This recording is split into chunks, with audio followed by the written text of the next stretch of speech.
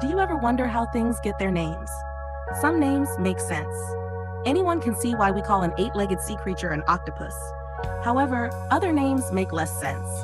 One that many people question is Iceland. Why is it called Iceland when the island is actually quite green?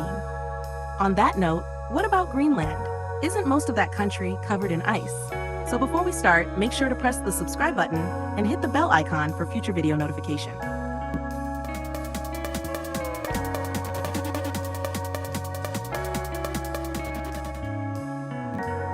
Some people might think we just got the two names confused.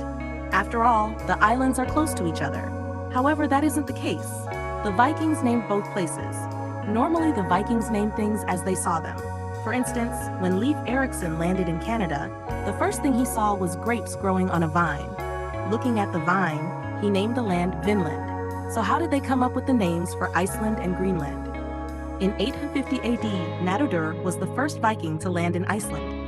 A Viking is any of the Scandinavian seafaring pirates and traders who raided and settled in many parts of northwestern Europe from the 8th to 11th centuries. When Nadodur reached there, it was snowing heavily, so he named the island as Snowland. Later, Floki Vilgurdsson traveled to the island. On the way there, he lost his daughter. Shortly after reaching the island, all of his livestock died.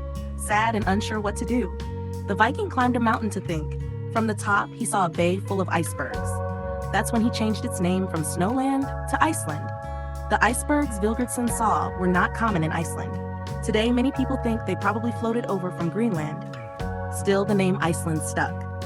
Years later, Iceland was home to many Vikings. Eric the Red was one of the people who lived there. After a bloody feud, they banished Eric the Red from Iceland. He left the island and sailed west. So in 985 AD, Eric the Red landed in the southwest of Greenland, one of the few regions that weren't covered in ice. In fact, the area still holds thriving farms today. Seeing all the green plant life, Eric the Red named his new home Greenland. Eric also chose the name in hopes that it would make more people want to move there. Small settlements did develop in Greenland. However, the Vikings in Greenland didn't know they were living during the medieval warm period. This was a time of warm climate in the northern Atlantic that wouldn't last any longer.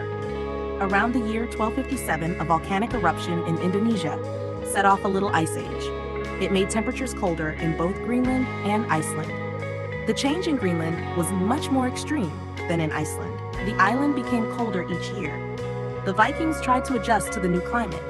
However, the new temperatures made food rare and seafaring risky. Eventually, no Vikings remained in Greenland. Most of the island was covered in a sheet of ice. Today, the climate is changing again. Greenland's ice sheet is now melting. And believe it or not, the ice melting in Greenland is making Iceland colder. In fact, experts predict that if this continues, the two islands may one day live up to their names. In a few hundred years, Greenland may be green and Iceland may be icy. But how is this possible?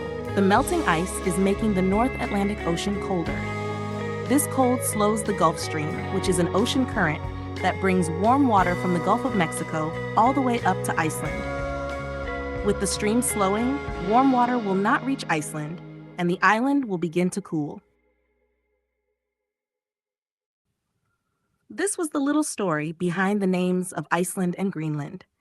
If you are interested in more such videos, please make sure to hit the subscribe button for future video updates. See you in the next video.